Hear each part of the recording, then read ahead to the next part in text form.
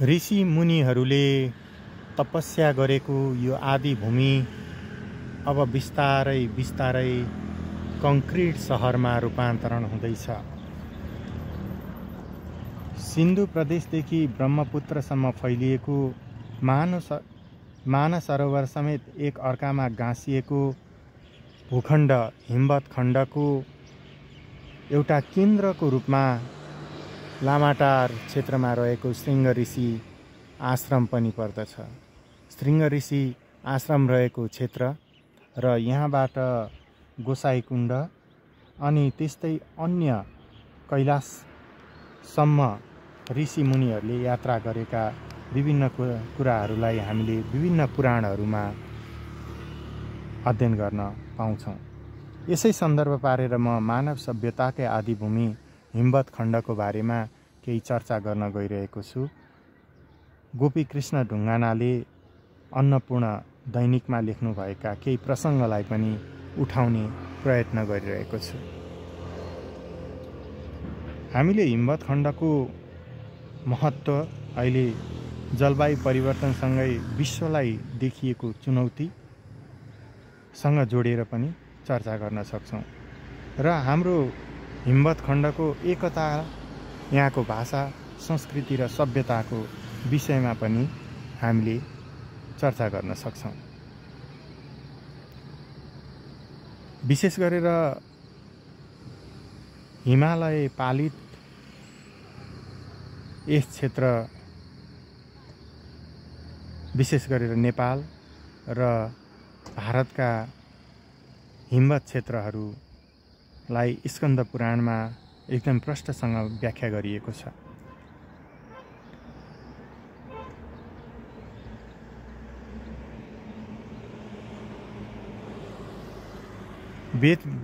वेदव्यासले नेपालमै बसेर रचना गर्नुभएको 18 पुराणमध्ये प्रमुख पुराणको रूपमा स्कन्द पुराण रहेको छ र स्कन्द पुराण अन्तर्गत हिमवत् खण्डको बारेमा छुट्टै चर्चा गरिएको छ। हिमवत् खण्ड अन्तर्गत कोशी नदी पर्छ। कौशिकीको नामले पनि परिचित यो नदी किनारमा कौशिकी ऋषि विश्वामित्रको जन्म भएको थियो। सप्तगण्डकी जहाँ कश्यप ऋषि र पुलस्त ऋषिको जन्म भयो। त्यसै गरी मिथिलामा तत्त्वज्ञानी राजा जनक, यज्ञवल्क्य, गार्गी जस्ता दार्शनिक र वाल्मीकि अनि व्यास, कालिदास प्रभृतिका महान कविहरूको पनि जन्म भएको पाइन्छ। जहाँ निमुनि नामका ऋषि र किराँतहरूका ऋषि आकुनीले ख्याति कमाएका थिए। यो एउटा यस्तो भूखण्ड हो जहाँ विविध दर्शनहरूको आविष्कार भएको पाइन्छ। भौगोलिक अवस्थितिलाई मध्यनजर गर्ने हो भने नेपाल देशको सबैभन्दा महत्त्वपूर्ण क्षेत्र हिमवत् क्षेत्र नै हो।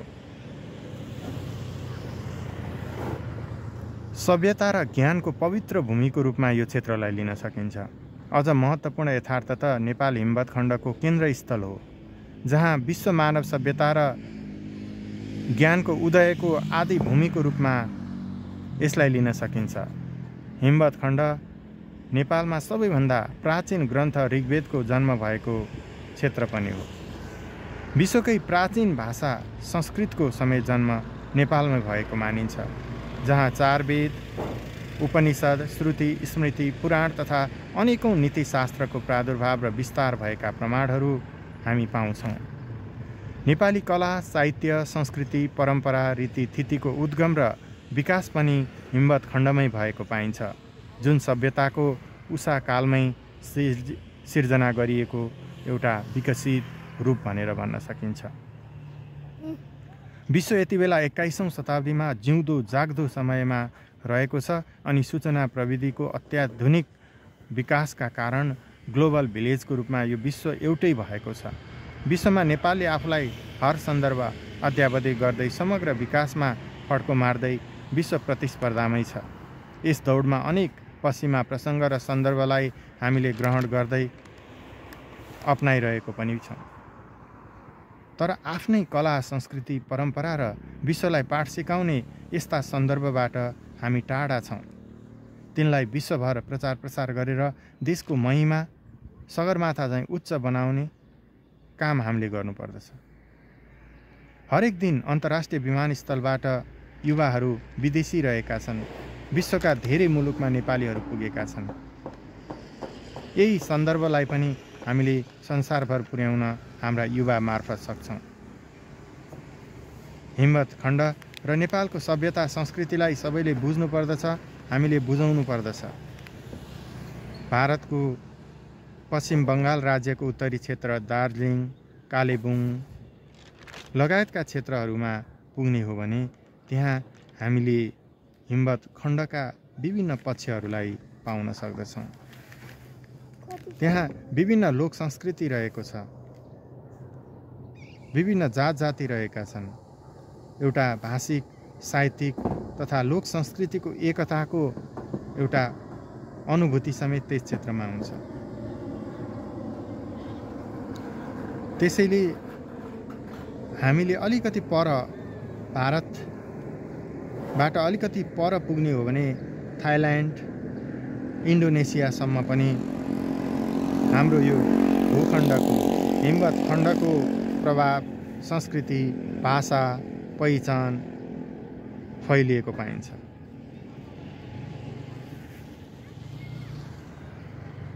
हाम्रो विविधता एकदमै फरक किसिमको छ। सगरमाथादेखि कचनकवलसम्म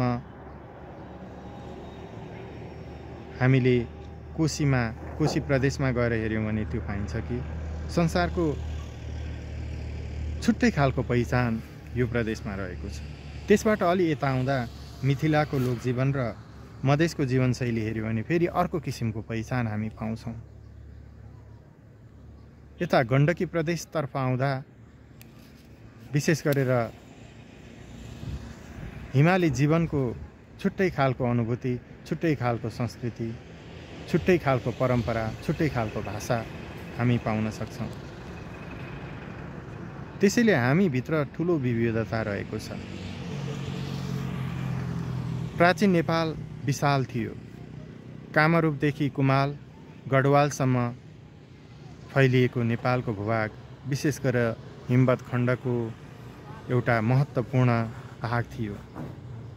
पूर्वमा कामरूप असम र पश्चिममा कर्कपुर, कुमाउँ र गढवाल बीचको देशलाई नेपाल भनी वर्णन गरिएको छ। विक्रमादित्यका छोरा समुद्रगुप्तको प्रयाग स्थित अभिलेखमा हामी यो कुरा पढ्न पाउँछौँ। हिम्मत खण्ड अन्तर्गत विशाल तपोभूमि एवं ज्ञानभूमि, यहाँबाटै प्रसिद्ध ऋषि महर्षिहरूको ज्ञान आर्जनको, आविष्कारको सन्दर्भहरू हामी हाम्रा ग्रन्थहरूमा पाउँछौँ, जसले धर्मशास्त्र, नीतिशास्त्र, राज्य शासनका अनेक विषय र विधि विधान सिर्जना गरेका थिए। यसरी हिम्मत खण्डलाई प्राज्ञिक परम्पराबाट समृद्ध बनाउने काम ऋषिमुनिहरूबाट भयो। त्यही हिम्मत खण्डका प्राचीन सभ्यता, संस्कृति, सामाजिक, भौगोलिक लगायतका विविध आयामबारेमा खोज अनुसन्धान गर्नु अब हाम्रो कर्तव्य हो। अध्ययन, अनुसन्धान तथा संरक्षण, संवर्धन र प्रवर्धनको काममा हामी लाग्नुपर्दछ। हिम्मत खण्डका मौलिक तथा रैथानी संस्कृति, ज्ञान, परम्परा, तन्त्र मन्त्र, कला, साहित्य, रीतिरिवाज, शिल्पकला, वेशभूषा, खानपान, मूर्त र अमूर्त सम्पदाको संरक्षण, संवर्धन र प्रवर्धन गर्न विशेष गरेर सञ्चार माध्यमले पनि विशेष भूमिका खेल्नुपर्दछ। हिम्मत खण्डको संरक्षणका लागि जलवायु परिवर्तनसँग जोडेर जुन किसिमका प्रयास र प्रयत्नहरू हुन थालेका छन् त्यसमा पनि लाग्नुपर्दछ र यस्ता कङ्क्रिट सहरहरू भन्दा पनि हाम्रो सभ्यता, संस्कृतिको संवर्धन गर्ने र प्राकृतिक सम्पदाको संरक्षण गर्नेतर्फ हामी लाग्नुपर्दछ।